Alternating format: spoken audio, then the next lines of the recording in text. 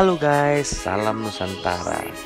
Nah, ini ada cuplikan sedikit nih guys. Jadi, ini adalah cuplikan di episode sebelumnya yang belum sempat di-upload di episode sebelumnya.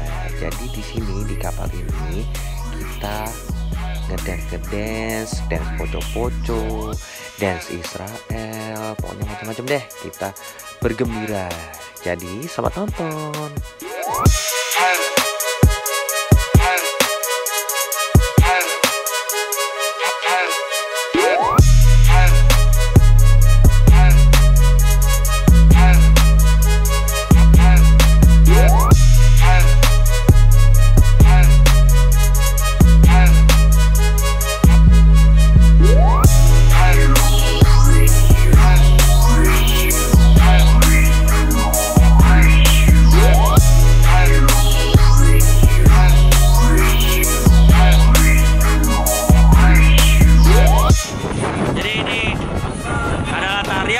Israel diajarkan oleh yang punya kapal ya.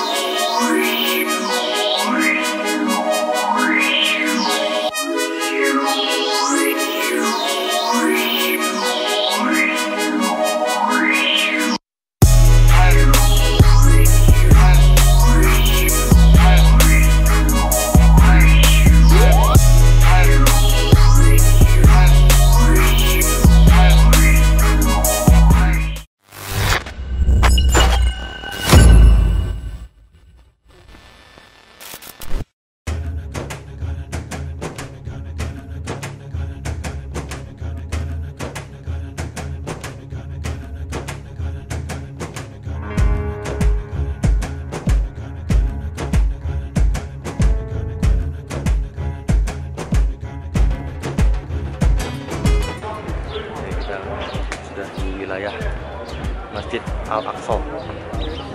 Ini Al-Aqsa ini. Ya, ya, ini Masjid Al-Aqsa. Masjid Al-Aqsa ini.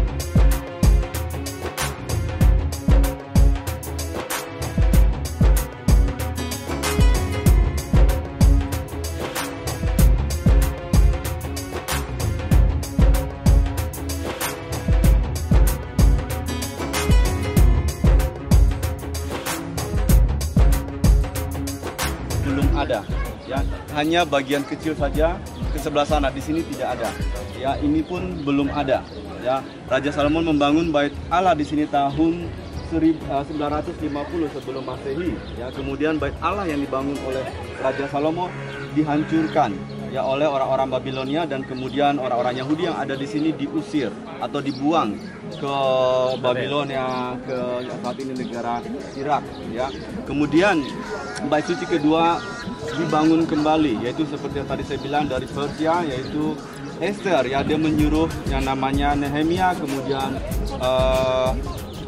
Zerubabel untuk datang ke sini, ke Yerusalem untuk membangun Bait suci yang kedua, di mana Bait suci yang kedua dibangun itu tahun 515 sebelum Masehi. Nah, Bait suci ini bertahan sampai Raja Herodes. Ketika Raja Herodes mulai menguasai wilayah ini tahun 20 sebelum Masehi, dia memperbesar namanya Bait Allah. Dia ubah, dia tambah lagi di sini, dan bagian dari Masjid Al-Aqsa di sini dia membuat yang namanya istana, ya, buat mereka, buat orang-orang Romawi. Raja Herodes dia memperbesar Bait Allah untuk menjilat orang-orang Yahudi.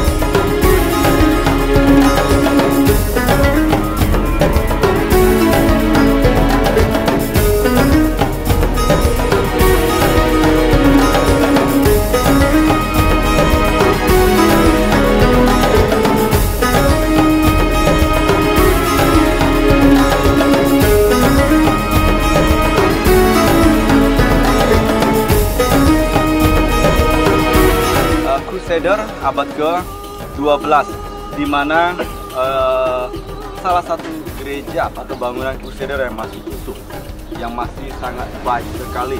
Dan kemudian gereja ini sangat besar sekali akustiknya, kalau Bapak Ibu bernyanyi akan bergema. Namun ketika namanya Salahuddin dia datang di sini dan menggantikan gereja ini menjadi madrasah atau sekolah, kemudian dibeli oleh orang-orang Prancis, White Father, dan mereka merenovasikan benderanya Prancis. Ya. Oke, Bapak Ibu, kalau sudah hadir di gereja, ini adalah rumah belas kasih, rumah penyembuhan. Mana kalau Bapak Ibu ingat dewa Yunani, ya, di mana mereka menyembah dewa yang lambangnya ular dan juga tongkat, sama seperti zaman sekarang ada apotek gambarnya, ya. Ini dapatkan dari oleh orang Yunani. Oke, kalau sudah silakan ambil foto lalu silakan keluar ke aksi.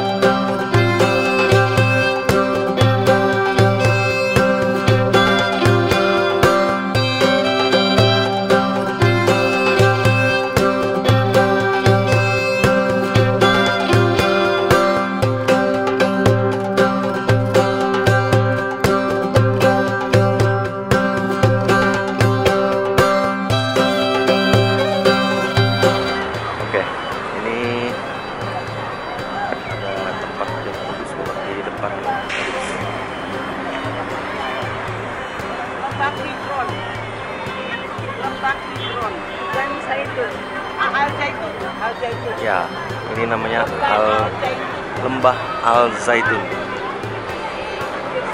ya, atau Taman Getsmani, ya. Nice, right?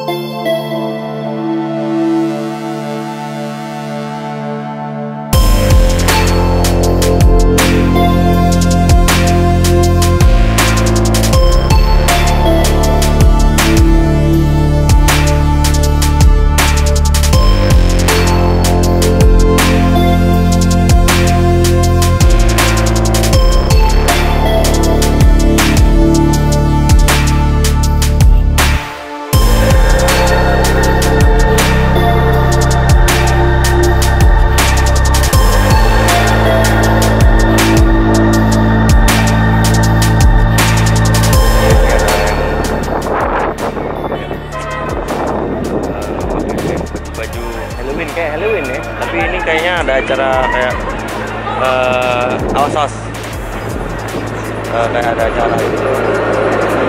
Apa?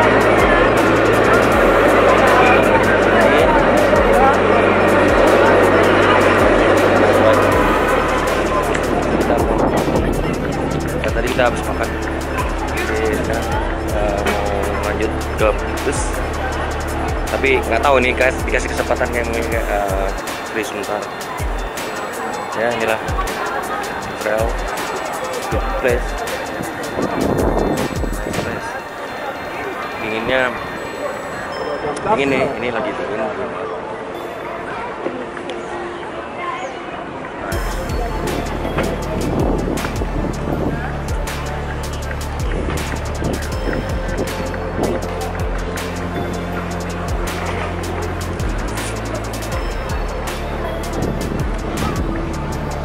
Pernah Bapak Ibu mendengar kata jahanam? Pernah dengar jahanam yang artinya neraka ya? Dalam bahasa Arab dibilang jahanam, kalau dalam bahasa Ibrani disebut Gehenom. Ini lembah Gehenom di sebelah kanan bus, di mana menurut tradisi ketika ada penduduk yang tinggal di kota Jebus ya, di kota yang diambil oleh Raja Daud ya, dahulu setiap anak laki-laki pertama mereka biasanya akan dikorbankan ya, dibakar dan dibuang ke lembah di sebelah kanan. Sampai saat ini pun tidak ada orang yang mau tinggal di bawah sana. Ini yang namanya lembah jahanam. Dan sebentar lagi kita akan sampai.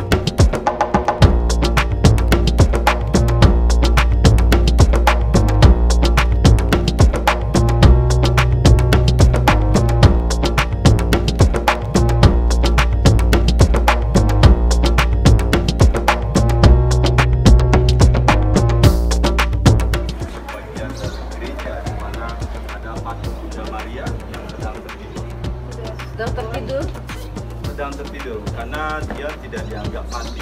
Ya, Bunda Maria tidak dianggap mati, tapi dia tertidur.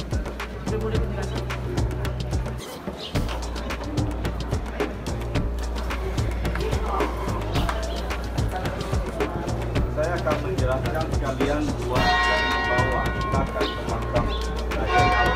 Boleh menempel supaya orang lain yang melewat sana bisa lewat.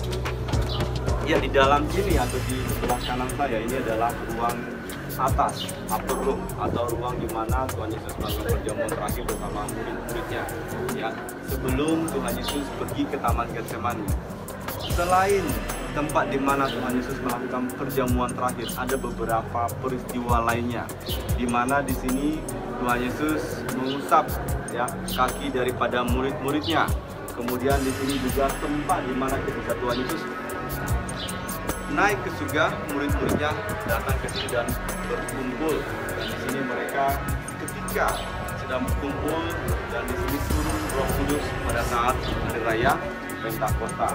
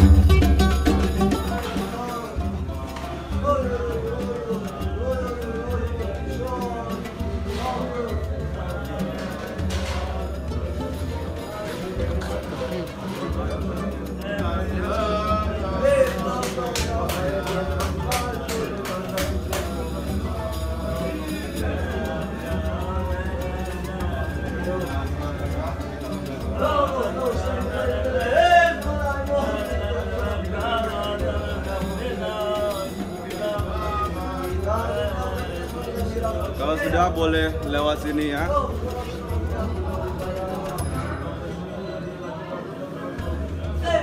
Austria, Deutschland.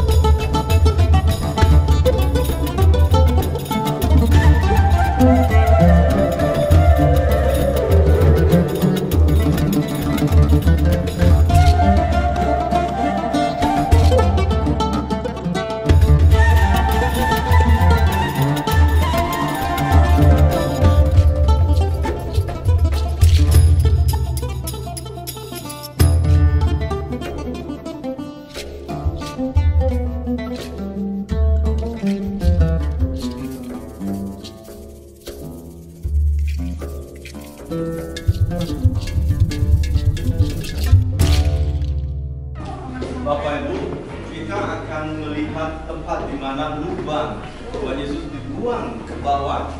Setelah Bapak Ibu lihat ambil gambar, jangan ikut saya karena saya takutnya ada grup yang lain akan memotong kita.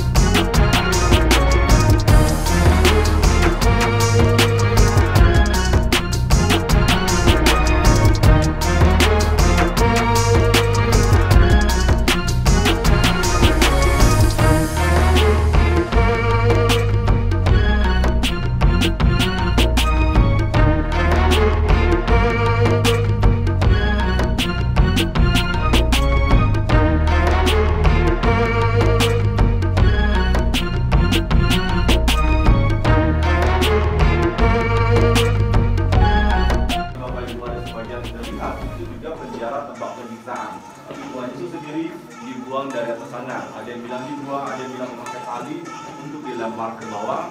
Tali itu hanya untuk diangkat kembali ke atas. Ya. Ada yang bilang juga bahwa merah-merah ini adalah darah, bagian darah dari Yesus yang sudah menyatu dengan tembok. Ya.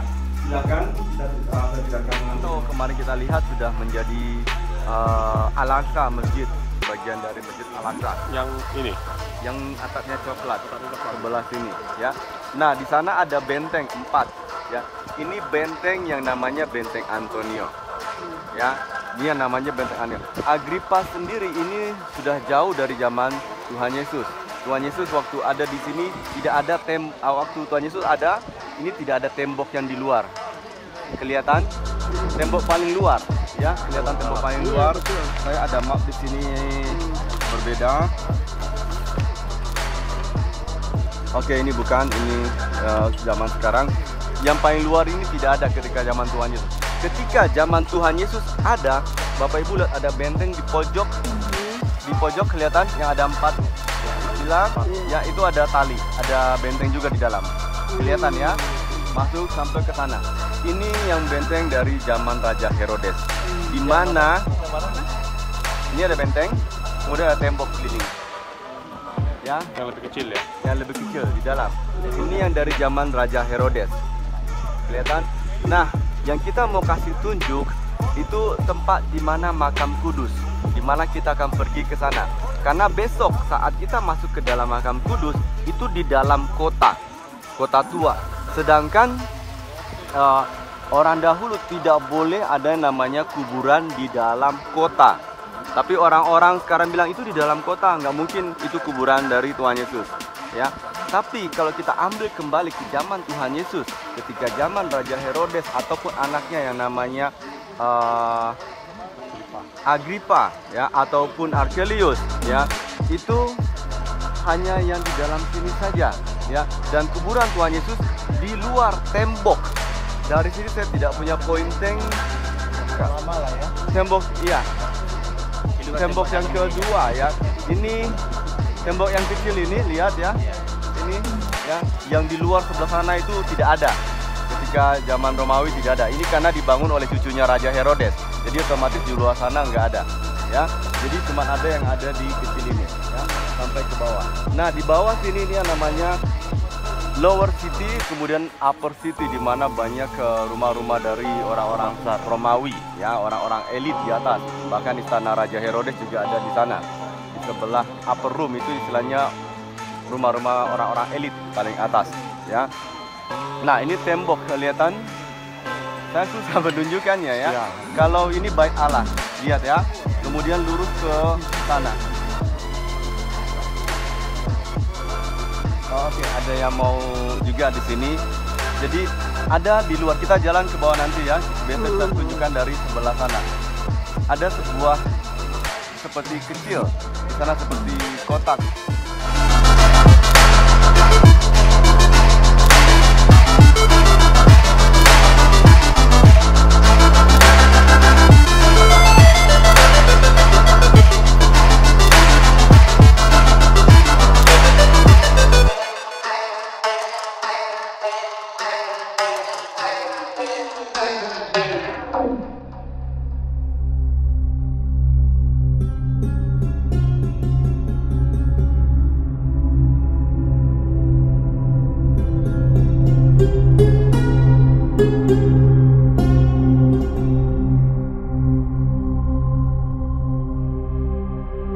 Saya akan mulai ya. Jadi Bapak Ibu, setelah Tuhan Yesus ya bangkit dari kubur dan dia berjalan dari Yerusalem menuju ke arah Betani ya.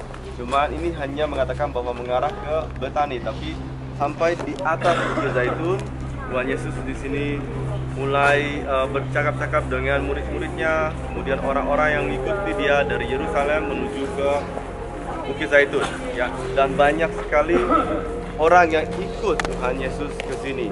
Dan di atas bukit ini tempat dipercaya bahwa Tuhan Yesus naik ke surga ya. Ketika dia naik, lalu dia memberkati orang-orang yang bersama dengan mereka untuk memberitakan kabar sukacita ini ke seluruh dunia. Dan ketika Tuhan Yesus terangkat, lalu dalam Kisah Para Rasul dia melihat ya murid-murid Tuhan Yesus yang melihat Tuhan Yesus ke atas, dan di mana malaikat itu berkata kepada murid-muridnya bahwa orang yang kalian lihat itu telah naik ke surga, dan dia yang naik ke surga itu akan turun seperti dia naik ke surga. Jadi kemungkinan besar bisa akan terjadi di atas Bukit Zaitun, di mana nanti saat Tuhan Yesus datang. Nah, tempat ini dipercaya bagi orang-orang pengikut Tuhan Yesus bahwa di sini adalah lokasi tempat Tuhan Yesus naik. Ketika Tuhan Yesus naik ke surga, orang-orang sudah mulai datang berziarah atau mengikuti tempat di mana Tuhan Yesus naik. Sebenarnya awal mulanya itu tempat murid-murid Tuhan Yesus berkumpul bukan di sini, tapi ada di gereja Bapa kami ada sebuah goa tempat ketika Tuhan Yesus naik ke surga mereka mulai berkumpul di sana.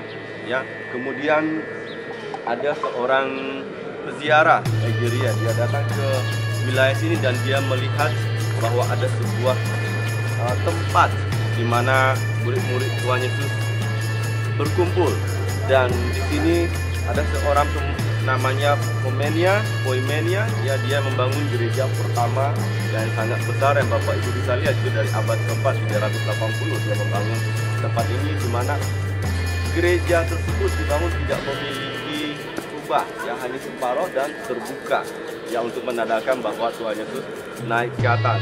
Kemudian gereja zaman Bizantium ini dihancurkan oleh Persia yang pada tahun 614, dan ketika Yerusalem jatuh ke tangan Muslim yang kedua kali, yaitu setelah Crusader masuk ke sini, dan kemudian ada lagi gelombang dari Muslim yang masuk yang mana dipimpin oleh Salahuddin ya sekitar abad 12, akhir abad ke-12, dan dia tidak menghancurkan tempat ini ya, Salahuddin tidak menghancurkan, tapi dia menambahkan tempat ini ya dengan mihrab.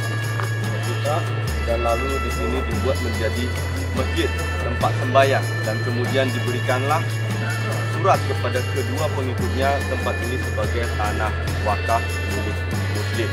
Makanya saat kita masuk, yang menjaga ini adalah Muslim, bukan dari orang Kristen atau milik dari Kristen.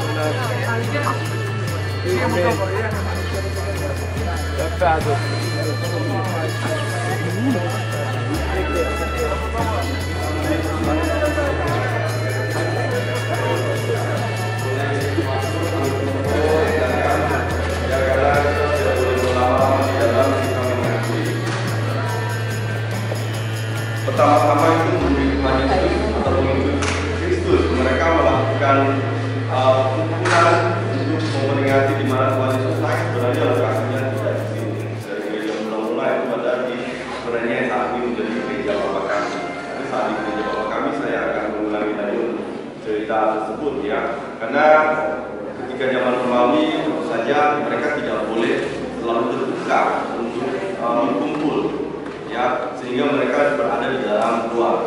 Dan ketika abad 4 Bizantium baru mereka mulai bebas terbuka untuk beribadah, berkumpul, mulai bisa kelihatan orang lain. Karena pada saat itu juga yang namanya Bizantium, Kaisar Konstantin, dia mengubah agama bangsa Romawi menjadi Kristen sejak saat itu. Ya, sekitar 313. Itu mulai semua bangsa Romawi yang tidak beragama Kristen bahkan mereka membunuhnya. Itu sejak tahun 312. Makanya kalau baca Bizantium itu yang berbeda. Ya, silakan ambil gambar lalu kita bisa berlama-lama di dalam.